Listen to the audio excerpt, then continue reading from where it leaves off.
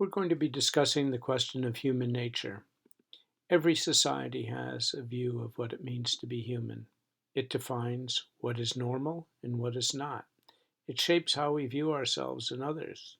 It shapes our expectations and it shapes our behavior. Why do we care about this question? If we're are trying to change the society we live in addition to understanding how it functions and where the power lies, it means we have to confront the dominant ideas of this society, some of which some of us still have. What are some of the ideas that dominate the way we and others look at the world?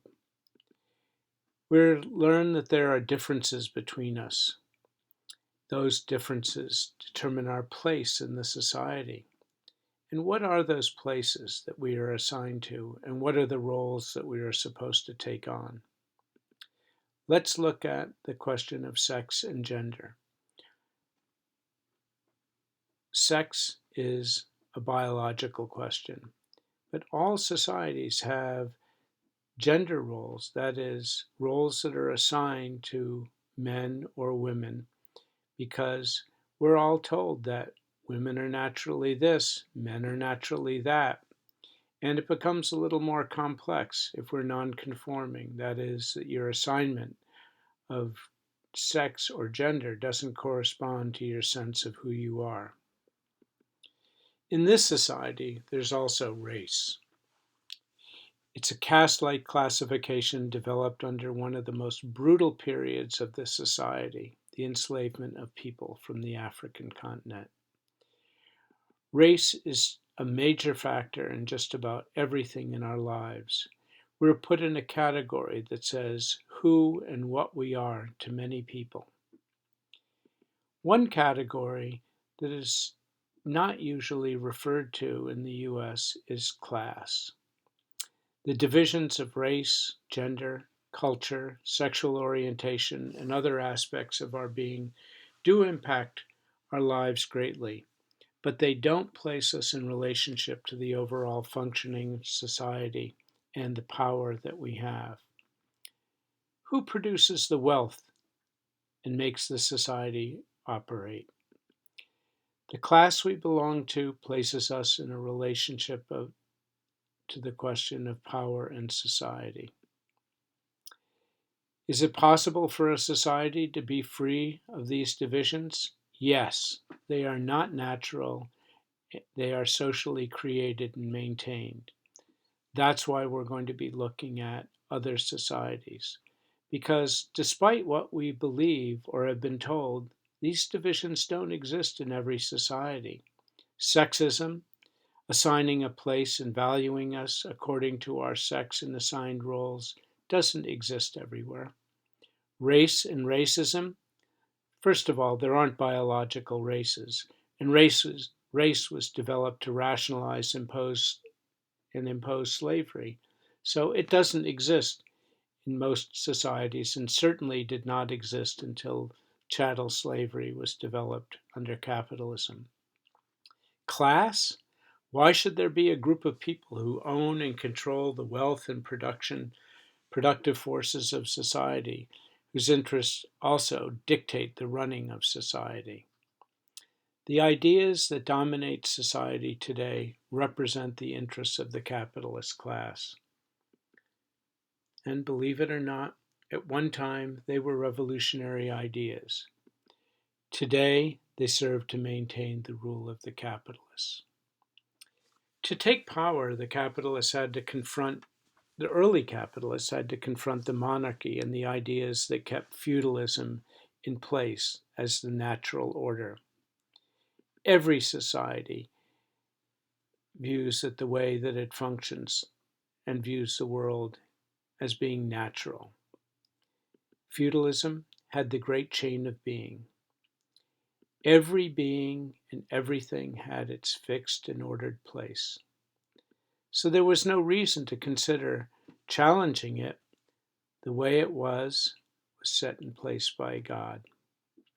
So we could take a look at this.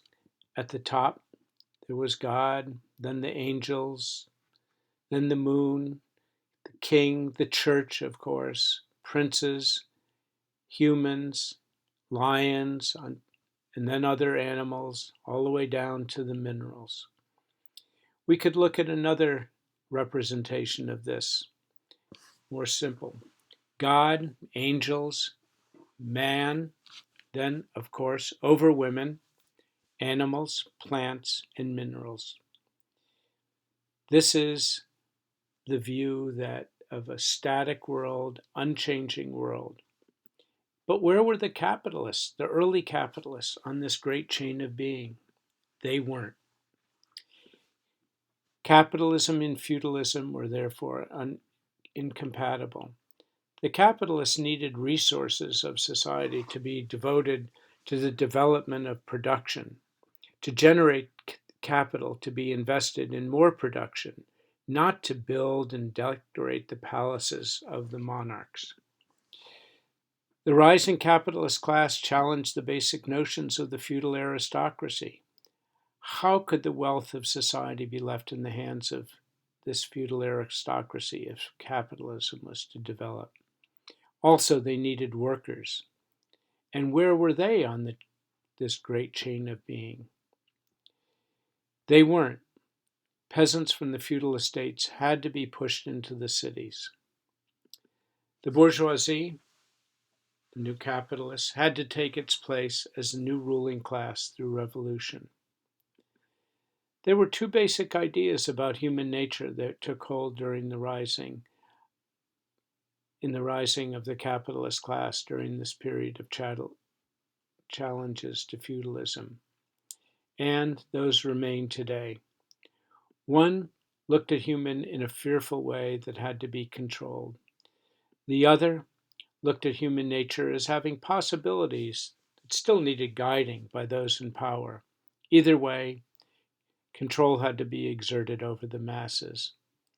These ideas were developed by philosophers who were challenging the absolute rule of the monarchy and the feudal aristocracy, and were the champions of the new freedoms that would arise under the capitalist order. But what about this new working class? The revolutionary theories of communism and anarchism developed in response to this question. What was the future of humanity to trade one form of exploitation for another? The working class was in a position to control the means of production as an entire class, not as individuals or small groups of exploiters. Was this possible? They said the conditions of society were responsible in large part for the state of our being, not something like the great chain of being. They said humans could live together in a cooperative way. Like us, they sought proof that a different sort of society was possible, not based on classes and exploitation. Karl Marx's co-thinker, Friedrich Engels, wrote some interesting works based on much less evidence than we have today. One was The Origin of the Family, Private Property, and the State. Another was The Part Played by Labor in the Transition from Ape to Man. Both were fairly accurate overall in understanding the process. So what do we know about this today? Modern anthropological studies present a much clearer understanding than was possible for Engels and others to have 150 years ago. If we look at this rough estimation of the time our species has been around, most of it has been free of the divisions we accept as being normal. We're going to look at foraging societies, which have been around as long as modern humans have, about 250,000 years or so. So, what are foraging societies? They exist by using existing resources to create food, clothing, and shelter. The people harvest naturally occurring plants and animals as food. The earliest members of our species lived like this for tens of thousands of years. Some still live this way, and some have mixed modes of production, both foraging and cultivating food crops, which is called horticultural production. Was it based on cooperation or competition? Obviously, cooperation. So we're going to look at how they were organized. There was a collective use of productive resources versus private ownership. Access to food sources and water were open to all, and still are in these societies. Sometimes rights to water, which are permanently exist in permanent areas, water holes, especially in areas like the deserts, are designated to certain people. Sometimes that's translated as being owned by them, but it's more of a question of responsibility than ownership. For instance, there's an example that Richard Lee talks about of a brother and a sister who have rights to a water hole in the Kalahari Desert, a very desolate, very dry place. Their rights mean that if you or I came by that water hole and we wanted to drink, we would, and they were there, we would have to ask permission.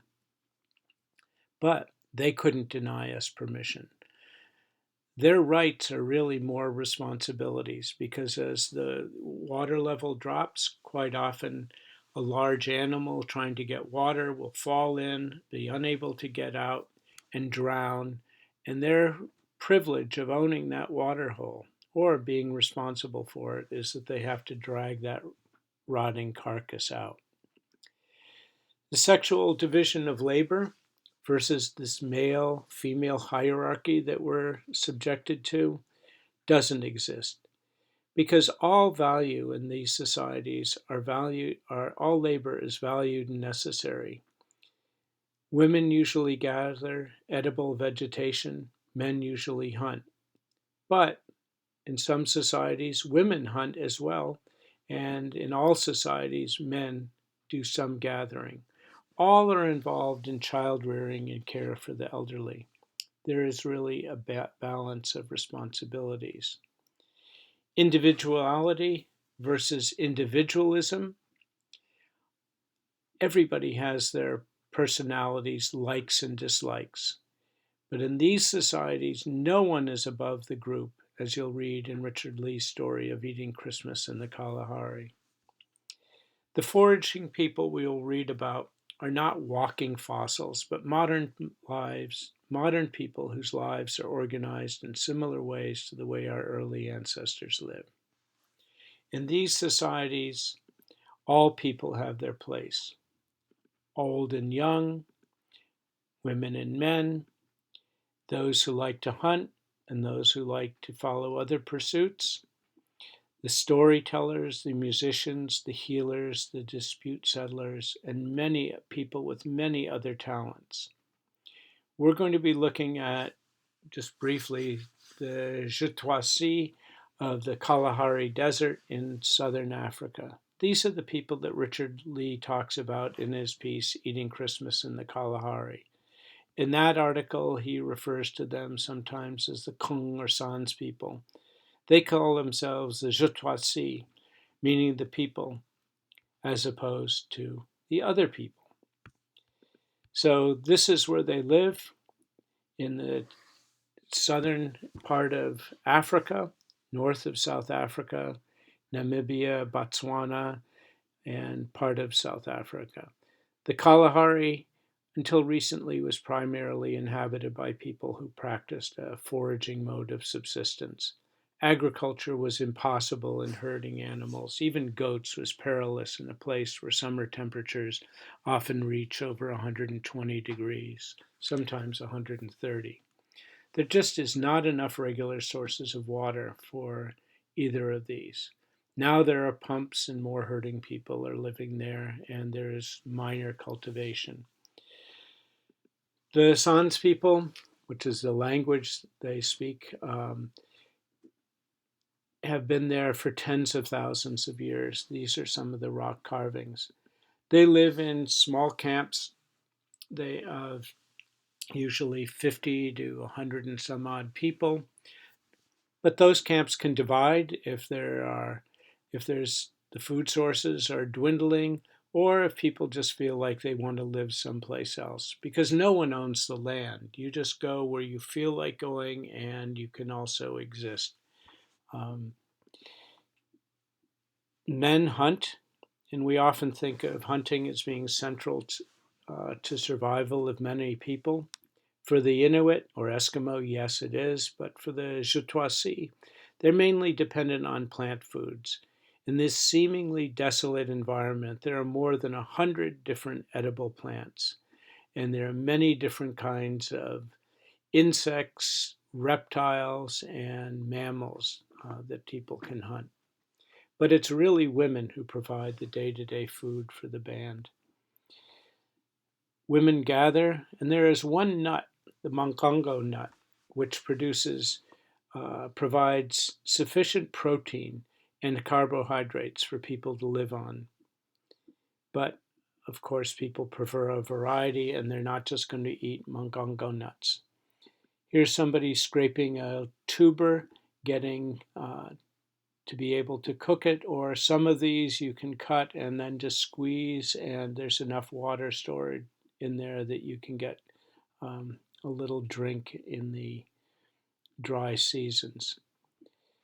People have a lot of time on their hands. They sing, they dance, they tell stories. This is a part of a trance dance where people are probably healing somebody who is ill, and people sing and encourage that person to come back to health. When Richard Lee and other anthropologists studied the Choctaw people, they saw that the average person worked about 22 to 24 hours a week.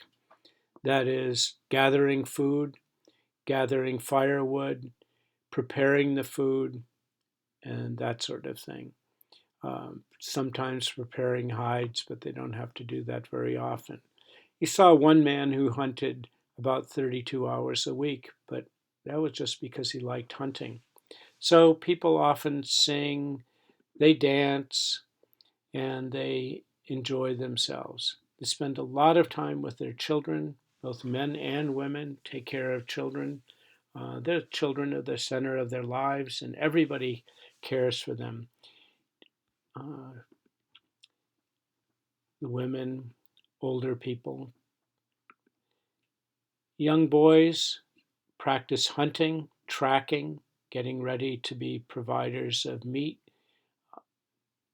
practice shooting their arrows. These would not have the poison uh, on the tips that the men would use when they're out hunting. It's a neurotoxin that they get from a grub that lives in a tree, and it paralyzes the animal after a while, but it doesn't infect the meat like something that a poison that would go through the circulatory system. So another group of people, the Bambuti of the Congo, and you'll read about this with some of the writings of Colin Turnbull that we'll be reading, one of which focuses primarily on the role of children in the camps. They live in the Democratic Republic of Congo, in that yellowish area, the Ituri forest, very dense forest. This map shows where other foraging people live in Central Africa, the Twa, the, um, as well as the Bambuti. This is an aerial photograph to give you an idea of the dense forest. This is a river that's cutting through here. Usually the rivers provide the boundaries. If you can walk across the river, people will do that, but they don't. They usually respect those boundaries.